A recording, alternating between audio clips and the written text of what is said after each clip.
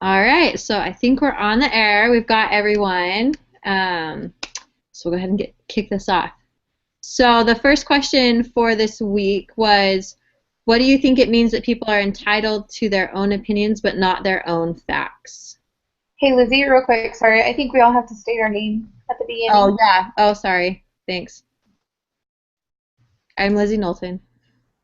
I'm Alexandra Davila.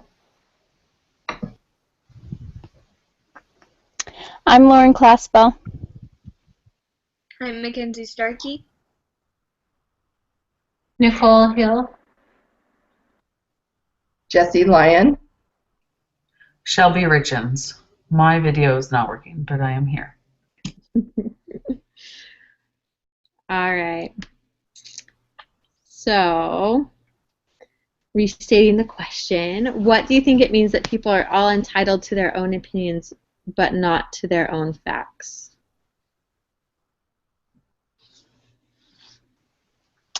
I love the video that they showed underneath it. I thought that was hilarious. Where it had it was the Studio C one of the millionaire one, and I thought that was just hilarious because I've actually seen things similar to that happen where somebody eventually gets kind of convinced over because everybody's saying things but the facts weren't true, and so fact is fact. And I think Elder Uchtdorf even talked about it in one of his talks, how like truth stands no matter what people say, no matter what the popular opinion is, truth always stands. And so I think that's kind of what that is saying, that everybody can have their own opinion about something, but that doesn't change what actually is truth. Awesome. Thanks, Lauren.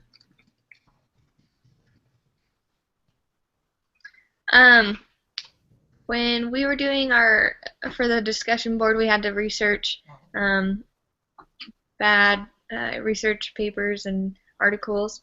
And I think people can have their opinion and are entitled to an opinion about things, but just because, just like you were saying, just because somebody says something or believes something, there has to be that proof and those statistics that when we read about what makes up a good research paper, one of the most important things was you have credible resources or sources, and that your facts are checked, because you can say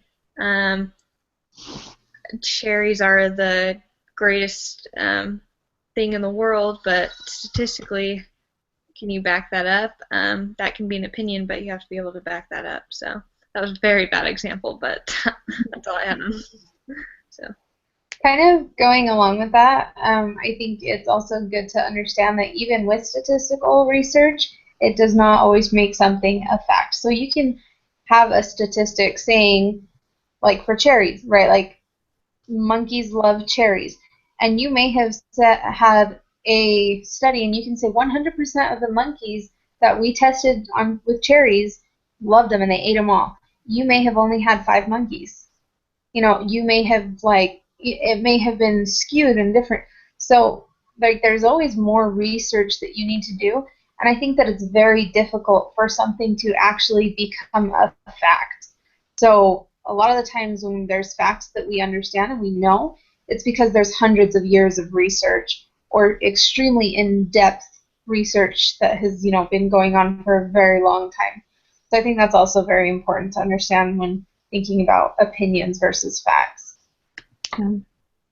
Along with that, I think it's easy to find stats to back up whatever. People have special interests, and so, they can make stats fit for kind of whatever they want. And so, just going along with, stats can be skewed. Stats can be, thrown purposefully as well, to back up a claim that might not necessarily be true. I guess it's pretty important that it's all based on science and actual things that happen, and we have to be careful where we find it. Mm-hmm.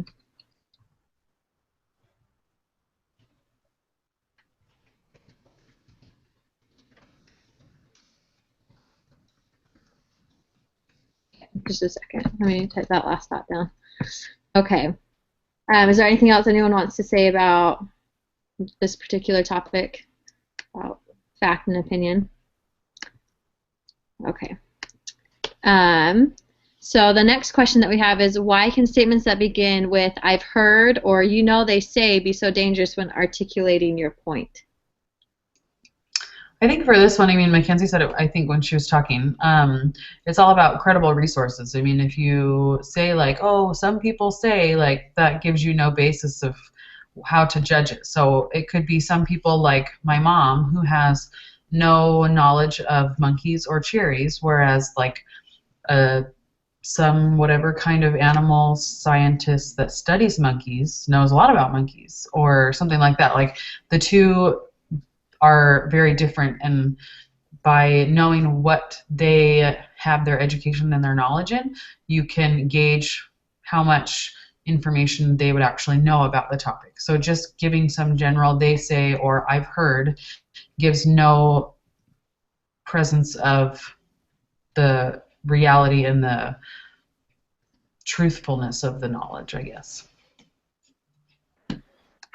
I think too, if all your basing is on what you've heard or what somebody somewhere has said, you're just kind of shooting yourself in the foot when you're an advocate, because the opposition to whatever you're advocating for is most likely going to be well versed, well educated, have all of their statistics in a row.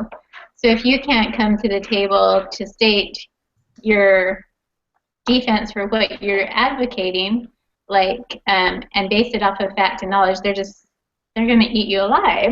It's just not going to be pretty. True story.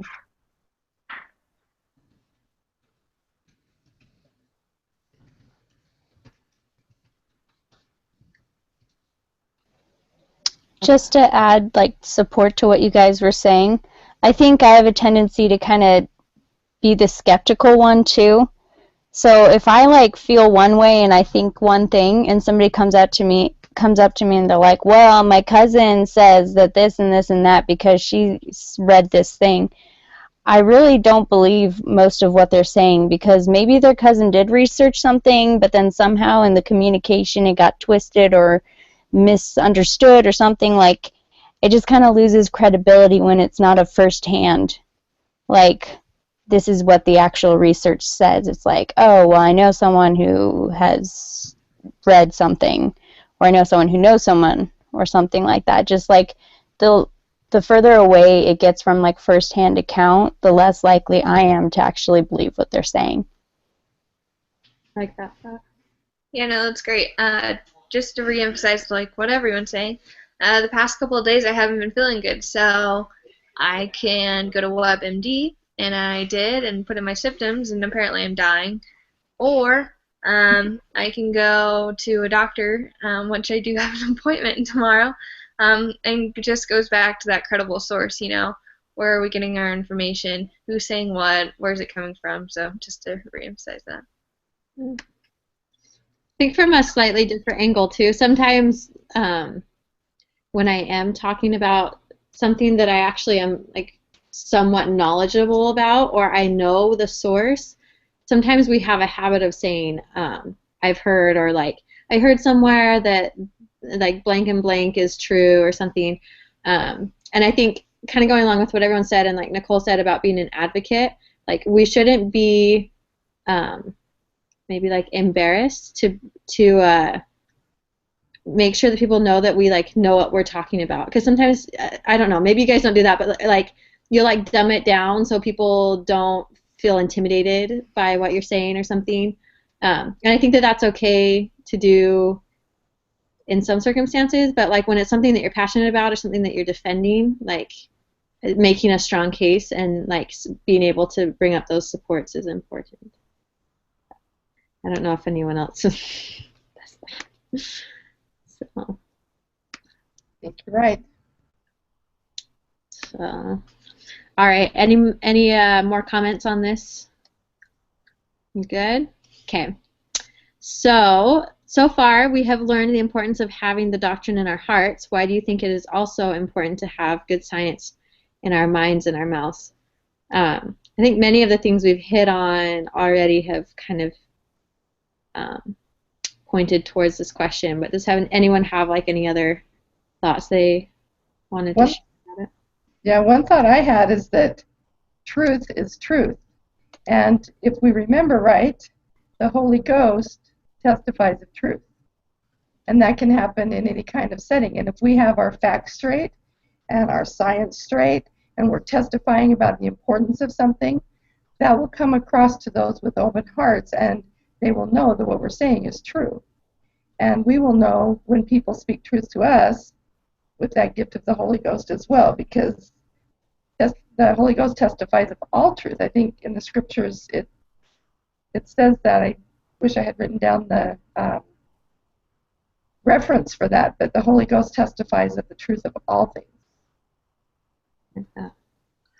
I think it's also important to remember that we cannot have that spiritual confirmation of anything, whether it's be secular knowledge or gospel knowledge, if we don't put our work into play.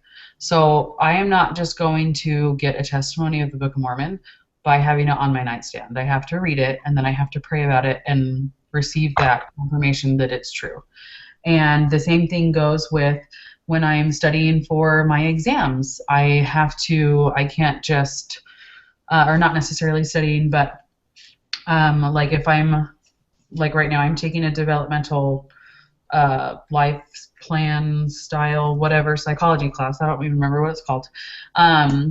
But with all of the different studies that they do with infants and things like that, I can read it in this textbook, but that doesn't necessarily make it true. I have to then learn about it and decide for myself if I believe that that is also true, and then the Spirit will give me that confirmation as well. So we can't just rely on the Spirit, we can't just rely on the education. Absolutely, that's why they need to go hand in hand. Yes. I was just going to add, what comes to my mind a lot of times is my husband. I tend to feel like he's way more intellectual than I am. But he loves to study, and he loves to like just soak in information and studies, and when he has a question, he'll go and he'll find the answer. And I find that when we're in like social settings or even just family settings, and someone has a question and he's able to give his opinion, just him having all the facts in his mind that he does because he studied it, makes him like 10 times more credible than me. Like I would be like, well, I have a testimony of this, like that's credible, but like I don't know all the facts that he does, and really it gives him a lot of credibility, and it's gotten him great places in college and workplaces, just because he does have facts under his belt and he's able to just sound like a more credible person. Yep. I think we're going to be advocating in front of both the intellectual and the spiritual, like kind of two different groups. Not that each of us don't have a mixture, but I think that that's why your husband is effective, because he has a spiritual side, and then he also has the scientific side. So I think that's why it's saying we need both, because one person might be affected more spiritually. That might be the piece that they're missing to convince them of the truth. Somebody might already have the spiritual confirmation that what is said is true, but they need the scientific to back it up. So as advocates, we need to be able to bring both in to convince more. Great thought, Nicole. Just a sec, let me type that up.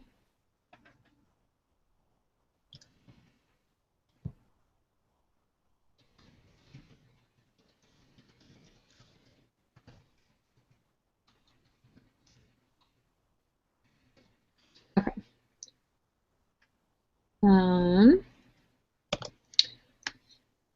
All right. Moving on to some of the Common Core related questions. So if you were to pick a side on the Common Core debate, strictly based on the information from the article evaluating research, which would you pick and why? So maybe this one we can all kind of like state our opinion or start off that way, since it asks which side would you pick. So I found myself like pretty convinced by the Common Core documentary. Like I know a little bit about Common Core already, enough that I went in with like some preconceived notions, and they strengthened them. It's not something that I like fully support. However, I don't know if it's like the whole story, but from the video that we watched and the article that we read, I would find myself supporting like the documentary that was kind of against Common Core. I didn't have any idea what it was because I don't have any kids in school or anything. But I felt the same way that you did. I felt that they did a really good job attacking Common Core and making it seem like it was a dumb idea. So I, based on just that, because I did a lot of research afterwards, because I was like, what the heck is Common Core? But just based on that video, I felt like it was a horrible idea. I agree. I wasn't impressed with the whole Common Core idea after watching that video. And I think a couple of things that really bothered me was it repeatedly said that there wasn't a lot of open debate or discussion. I think it said, if I remember, 60% of the people in the states that it was passed didn't even know what it was. So in my opinion, if that fact is true, which I would need to go back and make sure that it was, that's just showing me that it seems to be like a hoodwink effect that's coming in and people are being told that this is the way it is without any choice. And the other thing that really stood out to me that, in it being implemented was it was a race to get the funding, which I don't think if there's anything of value or of worth, I don't think it should be a race for education funding, one state against the other. You know, if it was an idea to bring everybody together on the same level, it shouldn't be in a competitive way. And that part really bothered me, that it was presented that way to the state. Well, just really fast, sorry, on that note, just the fact that President Obama put that into place made it seem like it was like, and in conjunction with the video and the attitude of the video, it made it seem like it was like, hurry, make sure they do it really fast so they don't notice that this is a really bad idea. And they can get their money. So. Oh, you could go ahead. Go ahead. I kind of went into it knowing a little bit about it already as well, and so I already kind of had my own opinion, and I think the video just kind of supported it, but especially with the way they presented it, and I thought that they did a good job with attacking it without sounding vicious, you know, especially how, like, at the end, because I do agree with what one of the guys, he was saying something about how he doesn't agree with the methods of the Common Core and the standards that they're putting forth and saying that everybody has to meet the same standards and all these type of things. He said, but you can't judge someone about their motives and why they're doing something. And he said, like, the guy has the right motives. And so I thought that they did a really good job at attacking without it looking like they were necessarily attacking, you know.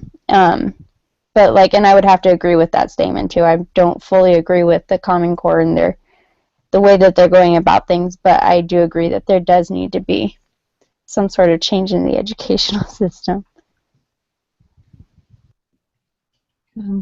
One fact that I thought was really funny is the guy, I don't remember what his title was officially, but he's like, this totally was an open discussion. I mean, we received over 10,000 responses across the nation or something. And I like sat there and I was like, our nation is millions of people. Like 10,000 responses is puny. So I just thought that was really funny that was like a fact that he used to support that they had like open discussion to the public.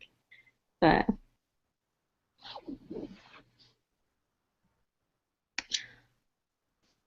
all right. Are there any other thoughts? Did anyone, I don't know, did anyone come away feeling strongly like for Common Core, or did like anyone have feelings for Common Core before the documentary? No. I'd never heard of it before either.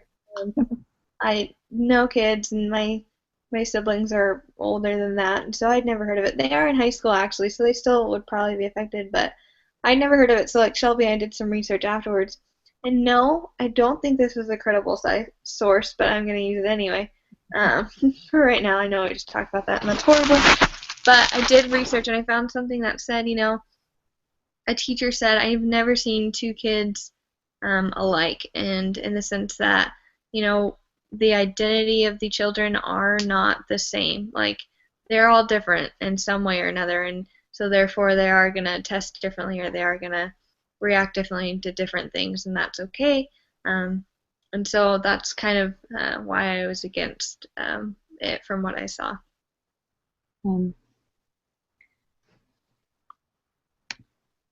Um, on a side note, I don't know if any of you guys have seen the TED Talk from Ken Robinson. He talks about how schools kill creativity, but he touches a lot on this subject where we force everyone into the same mold and kind of strip them of the talents that they're given. It's a really great TED Talk. It's 10 minutes. If I don't know if this is an interesting topic to you. I kept thinking of it during the documentary. But okay, so the next question is, do you think that much of the Common Core curriculum ignores empirically based, developmentally appropriate practices for children? Why or why not? So for me, that's kind of a big mouthful of a question.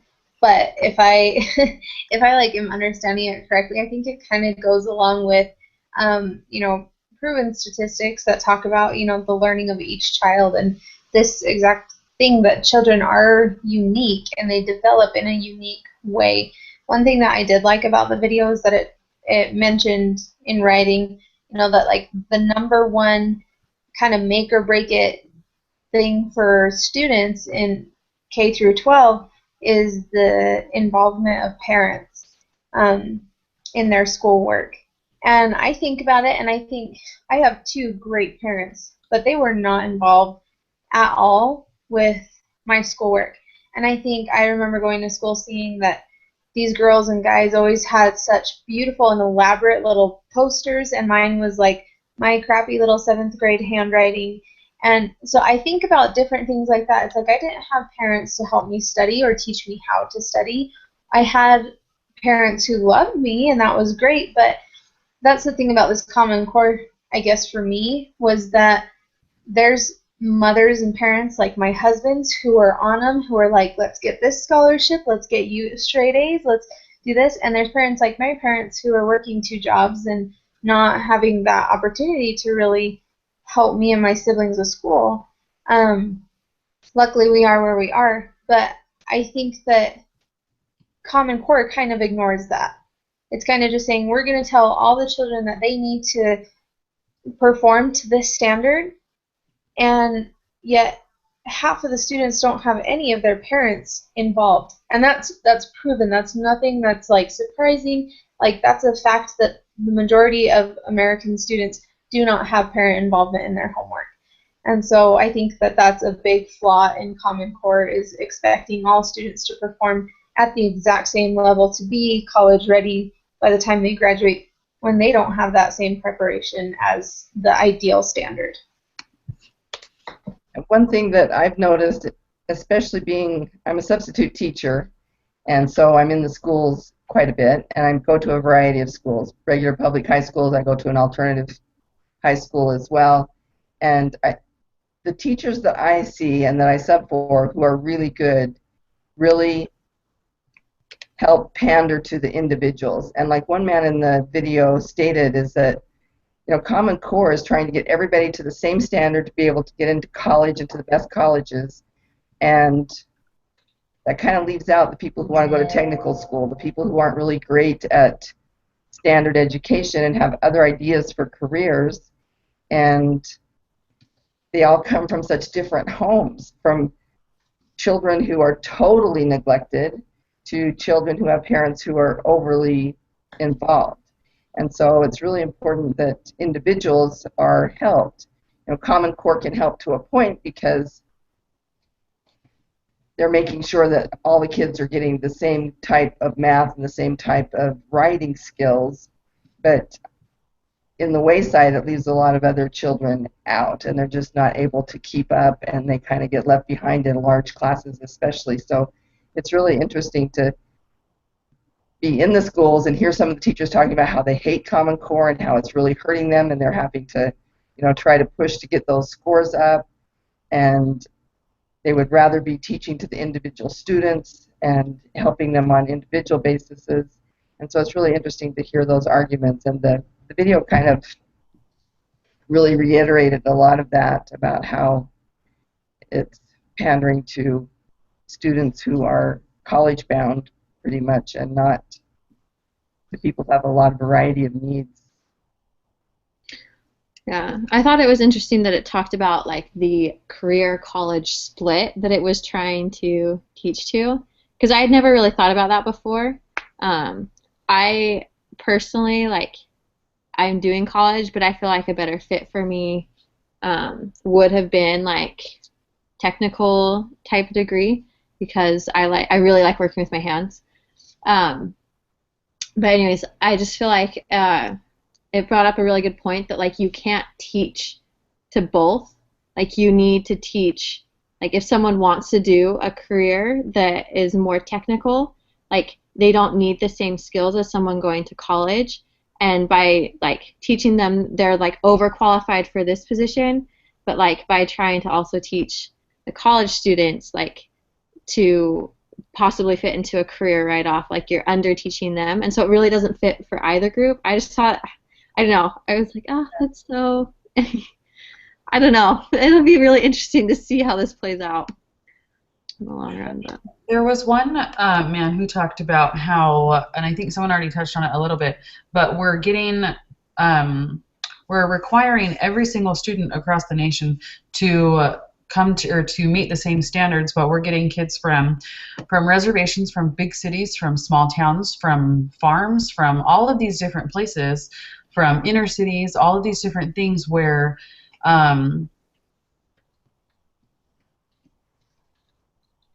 was saying, or the involvement is different, but more than anything, they're based on where they live. Like inner city schools, the kids know much less and are much more behind than, say, whatever suburban school, even in Arizona with the crappiest school district. It just, like, it's totally different, and you can't expect the inner city kids to bump up 3 grades and to meet the same standards that the Arizona kids are meeting. Does that make sense at all?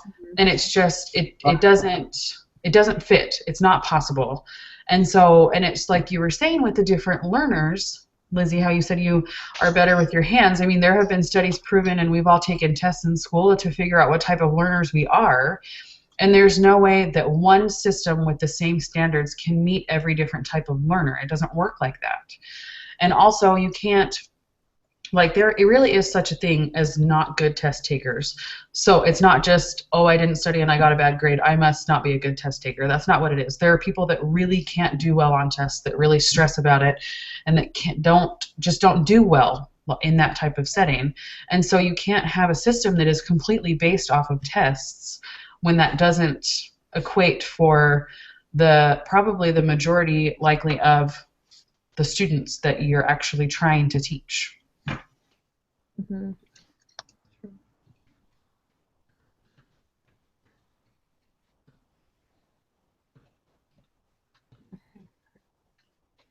Are there any other thoughts before we move on to the next question? All right. What have you learned from the cultural imperialism video about the persuasive function of research and science in creating cultural change?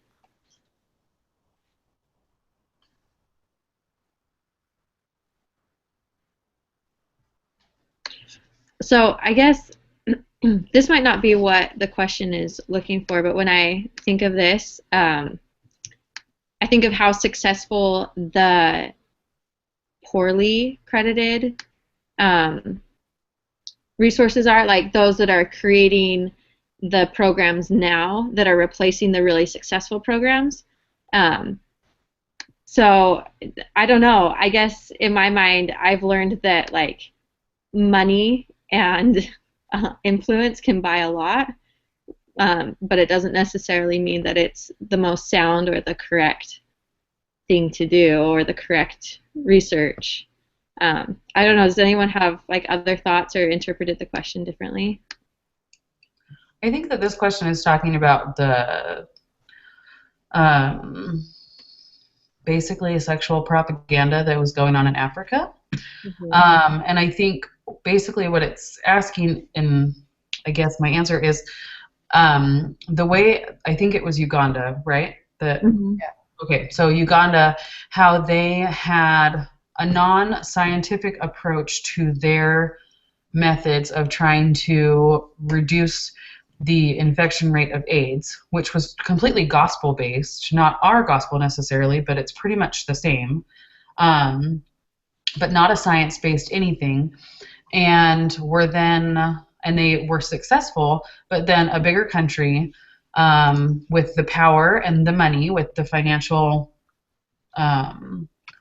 handouts or whatever you want to call them that they give to third world countries, were trying to persuade them with that money to then change their views, which I wasn't sure in the end what actually ended up happening. I thought that they did, but I'm not sure. But I think it's really sad that, number one, that we would, or that anyone would try to change a tactic that was obviously successful. Number two, that as Americans that were somehow promoting the LGBT community and forcing it upon other people. I mean, they have their own political structure in Uganda. I don't know if they're a democracy. I don't know that. I shouldn't say that. But it just seems dumb. I don't know. And I guess this is more my political views than anything else, but that we're putting a hand in everybody else's business and not taking care of our own. It was like one of the guys was saying that the infection rate of AIDS is rising in our country when it's going down in African countries. So it's kind of dumb. Like, why are we trying to tell other people what to do when we obviously don't know what we're doing? So, but it's basically because we have the power and the money. So listen to me, which makes no sense. I think that part of the video like really upset me too, actually, when like it first started stating how like if they want the money or the resources that they need to like change their laws or whatever. And this doesn't really fully answer the question, but it bothered me because America was founded on like the fact of religious freedom and like people's rights, and they believe differently and religiously, and that's okay. We're supposed to, and like George Washington and all them even state that like if somebody's trying to impose them on that, it's our right and duty to stand up against that and to stand for people's right to believe what they want to believe. And so even though not all of us are in support of it, the fact that America's kind of going that direction a little bit, it's still not right for us to think that we can just say automatically what everybody else should be doing at the same time, because in the past that's not what we've done. We've actually fought against those morals and those principles. So it just bothered me because it felt like we were contradicting everything that America's stood for in the past. Yeah.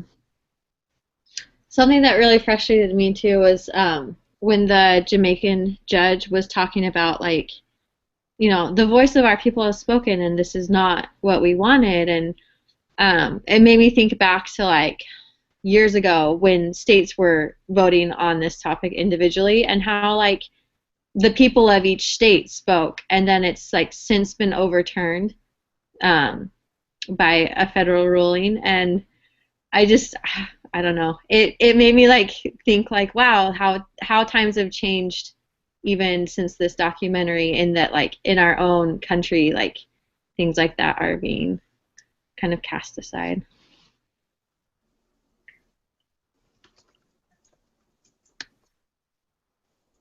Along the cultural imperialism part also, I thought in addition to that video from Africa, even back to the Common Core one, it kind of occurred to me how the cultural imperialistic few are the ones who are demanding that this Common Core go in, and part of it is because they want to win a race with China, and so those in the hierarchy are mandating that the rest of us have to do this in order to keep up with this race against China in education. And whose race is it? It should be the people's, and if the people weren't even able to vote, you know, like Lizzie brought up that only 10,000 people even were able to respond out of the millions. I thought that was interesting too.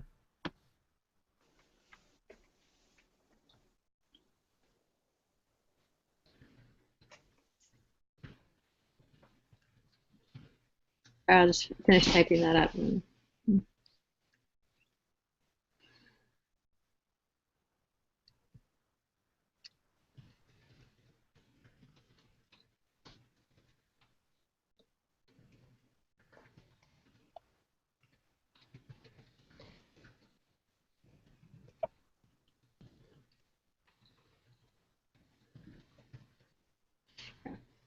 All right, the last question is, what lessons have you learned to make you more skillful in combating your chosen topic or threat?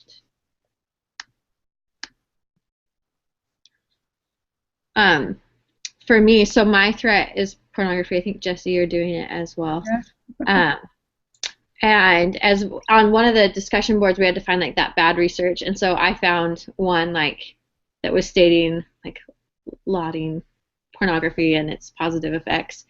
And then as I was reading through it, I was like, you know, at one point, before like knowing more about research and how articles can kind of be written to sway you without like true research background, like I might have let some of the things in the article like fester or like not have understood how they fit in with like my own personal feelings about pornography. But I think like some of the lessons that we've learned about identifying like solid research and how it's presented, and like even the tone of an overall article that should be like considered academic, what that should be like avoiding sarcasm and avoiding like tearing down the other side. And I think like learning those basic skills have been able to help me identify off the bat like when a research article has like true merit or not.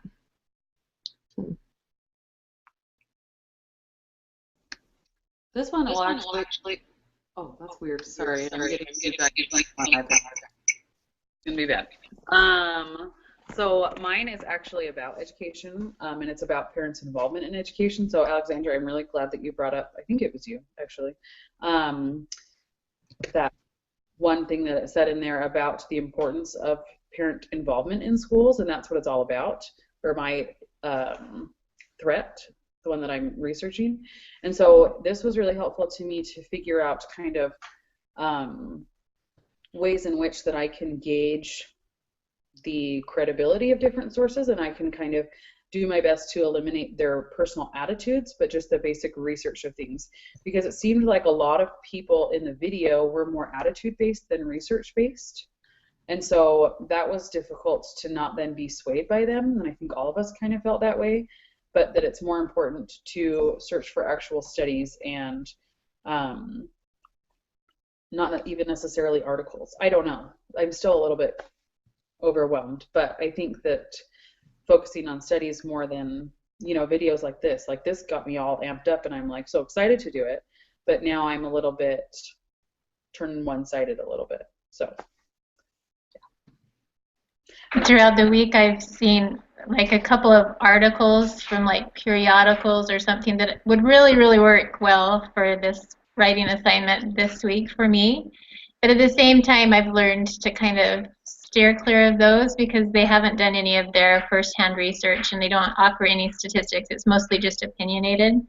So I think for the main takeaway message from this part of our lesson is just to be careful. You really have to go in and dig and look and see what's being said is actually true and valuable to you, and if what they're saying is true, if it actually backs up your own personal opinion, because the two need to be aligned for you to be able to stand for it. My topic is basically, or my threat is media in the home, um, and just the distraction of it and how that affects communication within a family, kind of. Um, and I mean, for sure, you guys have said it all. Finding those research articles that do have information that is crucial is one of the things that I've learned the most, because I think it is important to find that research so that you can be credible. Because I mean, we chose things that we're passionate about. We chose things that really do mean a lot to us, and so I think we might as well do the best we can on this, because it is something that we chose for a reason, and these things are real threats to the family. So as the family, I know we talked about this like 2 weeks ago, but as the family is getting more attacked by even just a small paper and finding the right research, then we're able to defend those ideas that we've come up with actual research that we've done and we've found and that is credible. And so I think that's kind of a really cool thing that we get to do, and that we make sure that we can do. So. My threat that I'm doing is cohabitation and the effects that has on the family. And something that I thought about a lot while doing all the research for this lesson was that I've heard so many different things from so many different people. Everybody has some sort of statistical something about cohabitation and where that leads, and 90% of this is that. And I just thought about it that I have heard so many different things in so many classes from so many people, and I guess this lesson just made me realize that I really need to not think about anything that I've ever heard and go down to the basics, find the sources, and find the basis of that research. Like if they do throw out statistics, where are those statistics coming from? What was the type of what process did they use to gain those numbers, and what was the where did they do their interviews or their fact collecting, and just all of those things. It kind of opened my eyes to the bigger picture of things that I need to find in order to actually get something credible. So for mine is kind of the sexualization of women and also men in the media, and I think that has a big effect on whether it's your intimate relationship with your spouse or just the way that you see yourself and perceive yourself. Anyway, I just think it's a very negative thing. And so when we were doing bad research, luckily it was really difficult for me to be able to find any type of semi-credible article that talked about how, that objectification or anything like that is okay, which was good. But then I found that there were a lot of opinions that people had written about, and a lot of those opinions, the one that I read just kind of made me really mad. But there was another one that talked about how, well, women are asking for it. The lyrics and songs that women are doing, they're talking about their bodies and having guys check them out. And so, anyway, I think it's, even when we're reading opinions and not facts, I think every once in a while it can be kind of hard for us to not be swayed, because in my mind I was like, that's totally true. I've heard that song. I've sung that song in the car, in a shower, and that's what it's saying is hey, look at me, look at this, look what I have. And anyway, I know that doesn't exactly fit in with what we're saying right now, but I just think that when we're doing research, especially when we're reading opinions, sometimes they can be really persuasive, but it's important for us to remember the fundamental doctrine that is being attacked, and how we need to kind of help defend and uplift that.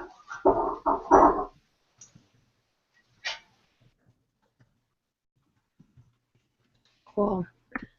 All right. Well, if anyone doesn't have anything further to say, I'll go ahead and stop the broadcast, and then we can do our summary, or do our wrap ups and everything. Is that cool? All right.